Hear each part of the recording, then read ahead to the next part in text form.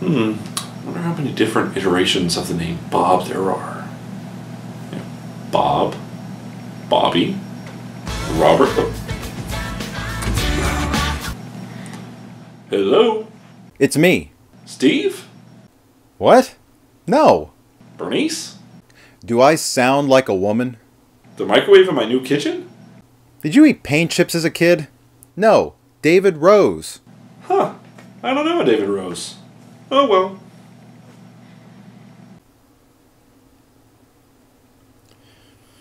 You're a crazy Hot Pocket face. You have Rob, Robbie, Roberto. Hello? Hey, it's Steve. Steve! Focus, Mervyn, or whatever you're calling yourself this week. It's Sir Henry Baskerville. I don't really care. I just need you to get another episode together for me. You have a small but dedicated fan base of 3 people, and those 3 people want another episode. So did you get all settled into your new movie room yet?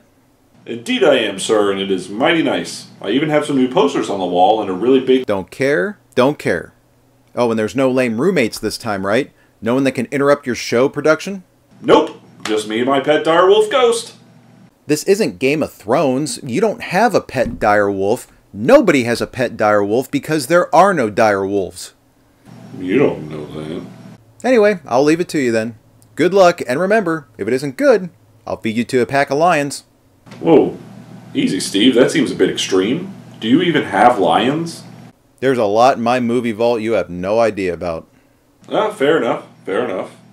Well, anyways, we should probably stop talking so that I can get to what all of our viewers came here to see. Pudding! It's movie reviews. They're here for movie reviews. Oh, right. But movie reviews, my bad. I mix those two up all the time. Guess I kind of blew my big transition into the episode, huh? Well, I'm not really sure where to go from here. So...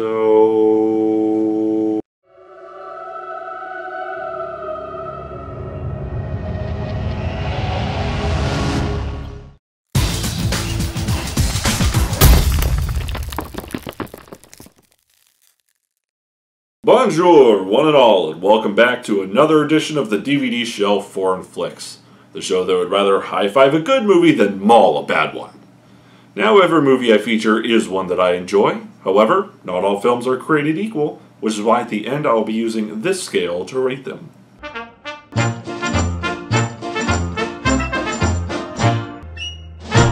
For those of you that haven't guessed already, this episode will be featuring a French movie. And, much like the prior French movie, this is not your stereotypical artsy romance film that you might picture coming out of France. Actually, this is not really your stereotypical movie from any country. Today, I will be reviewing the 2001 genre-bending film, Brotherhood of the Wolf. So, what do I mean by genre-bending film? Well, this film combines a stylistic historical period piece with horror, with martial arts, with a dash of romance, and elements of fantasy. This unique blend of genres makes for an interesting and entertaining film that has a little something for almost everyone. Now, the story follows Gregoire de Fronsac and his Native American traveling companion Manny as they try to uncover the mystery of the beast of Gévaudan, a mysterious creature that has been slaughtering people across the French countryside.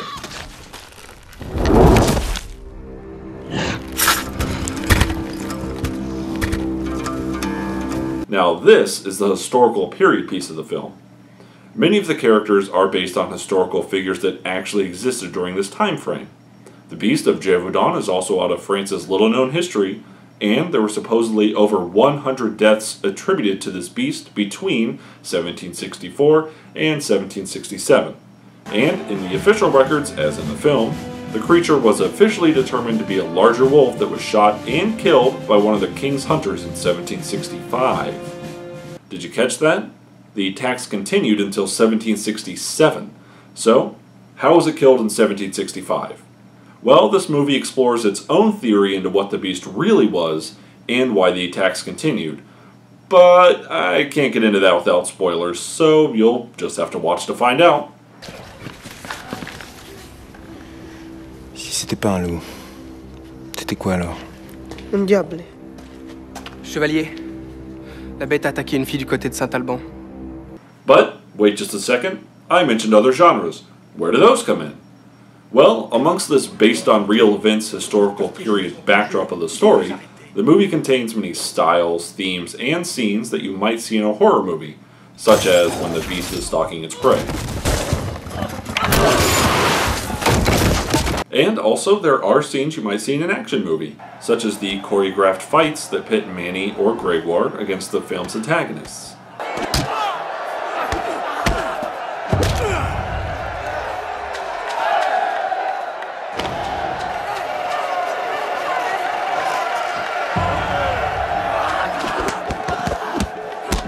This film also has a fantasy feel with some of the shots, themes, and concepts used throughout the film.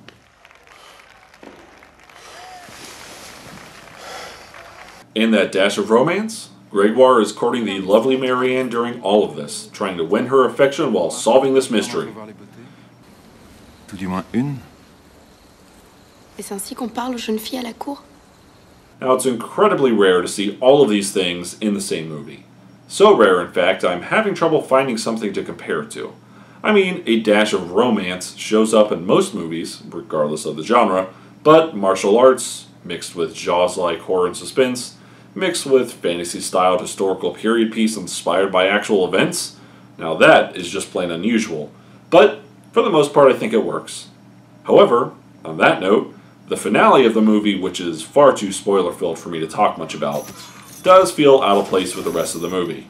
It isn't horrible, but some of the elements are a bit odd, and that potentially is due to the genre mash that is this movie. It tries to be so many things that it doesn't always know what it is, and that leaves us with a somewhat disjointed experience.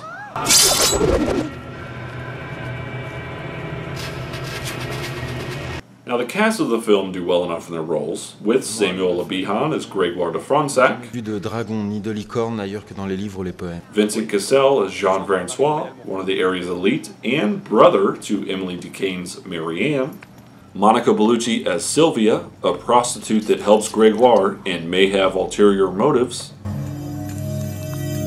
Jeremy Rainier as Tomas, a local who is assisting Gregoire, and Mark Dacascos as the badass Manny. Now, some of them, such as Samuel, Emily, and Jeremy, have had little to no major exposure in the US, whereas real-life married couple Vincent Cassel and Monica Bellucci have been seen in multiple movies outside of their home countries of France and Italy respectively, including Oceans 12 and 13 for Vincent, and the subpar Matrix sequels for Monica. And of course, the talented martial artist Mark Dacascos has shown up in American films before, including Only the Strong, aka Dangerous Minds with Martial Arts, and the unfortunate video game movie Double Dragon. He is also the chairman of Iron Chef America, and more recently played Kung Lao in the second season of the Mortal Kombat Legacy web series. So, the big question, what would I rate this? Well, the genre mashup is interesting, and makes this film more unique than most out there at the risk of giving us an uneven experience. Additionally, this film does have some slightly dated looking special effects. It's not the worst, but it's far from the best. It was acceptable for 2001.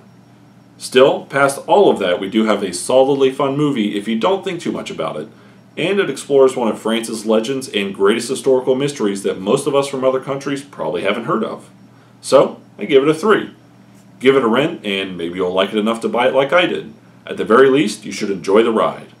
And this did come out in US theaters, which is how I saw it, so luckily it has a US release and it's pretty easy to find, though not the cheapest last time I checked. Now, speaking of the release, there was a director's cut release later, and although I haven't seen the director's cut myself, I have seen the deleted and extended scenes that consist of the extra content in the director's cut, as they're included in the theatrical cut DVD, and honestly, I'm fine with seeing the scenes separate. They did not make me want to go out there and give into this double dip and buy the director's cut. So, if you buy it, just go for whichever's cheaper. However, in terms of special features, the director's cut does have a slight edge. Whereas the normal theatrical version has deleted scenes with commentary and the theatrical trailer as the only special features worth mentioning, the director's cut also has a few behind-the-scenes specials and a documentary. Though, Depending on the week, it seems that the director's cut can be about twice as much on Amazon as the theatrical version. Well, that'll do it for this episode. For the DVD Shelf Foreign Flix, this is Sir Henry Baskerville reminding you to watch out for bone swords.